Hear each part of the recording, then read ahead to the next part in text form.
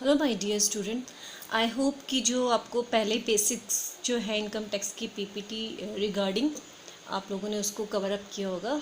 So today and also you know what is income, who are the person and assessees, all everything has been defined on previous PPT. So today we are going to talk about the SSAs on the basis of their residence. Fine. So now, who are SSAs? This is very clear to everyone, and what they do actually, they earn some income, and on the basis of income, on the basis of slabs, they pay some tax which is based on their income. Fine. So this is the simple thing about the income tax and the SSAs. But it is not necessary for a person that he will receive income only in India. ये ज़रूरी नहीं है कि जो person India में काम कर रहा है उसी का पैसा के ऊपर जो है वो अपने टैक्स को पे करेगा. ही मे also pay or get income in foreign countries also, from foreign countries. ऐसा भी हो सकता है कि वो बाहर के देशों में काम करता है या यहाँ इंडिया में रह के बाहर की कंपनीज़ में काम कर रहा है, उसको डिफरेंट अदर करेंसीज में उसका जो है पैसा उसको मिल रहा है. तो it depends actually. So when we talked about the resident, so it depends.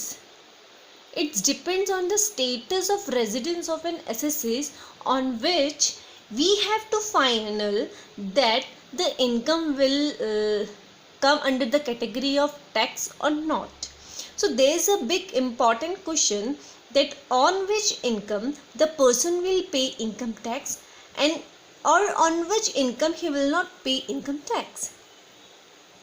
And this question can be solved very easily. And for that, what you have to do, you have to find out or you have to determine that the person during the previous year, how he got or how he earned money on his residence basis. So that's why we call it the residential status of SSEs also. You can see this like flow chart, a kind of flow chart has been made for you to understand the things.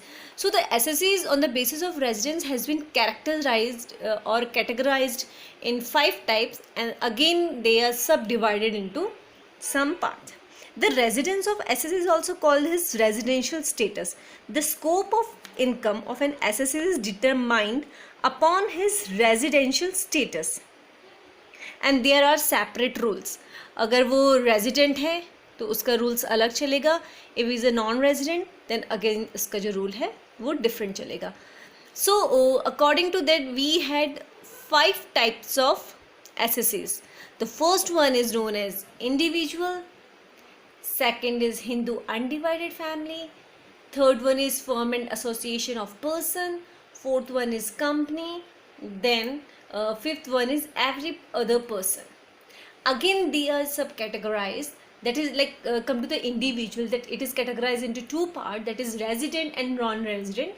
And again resident is categorized into 2 parts, that is ordinarily resident and non-ordinary. Same like that Hindu undivided family, we also divide them into 2 parts, that is resident and non-resident. And again resident is subdivided into ordinary resident and non-ordinary resident. Again firm of associations of person, company and every other person, these 3 are also subdivided into resident and non-resident. So it become important to understand that what is resident and what is non-resident, what is ordinarily resident and what is non-ordinary resident. So we already talked about all these definition about these things, like resident and ordinary resident, non-resident and not ordinary resident. So now just think twicely, thrisely and find out what is that. After that only we are going to discuss the next one. I'll provide definition, related definition of all those things, but I want some discussion on that in this group, in income tax group. So everyone has to answer that what is resident and who are come under the category of non-resident. again what is ordinary resident and who come under the category of non-ordinary. So let's meet after some time. Thank you so much.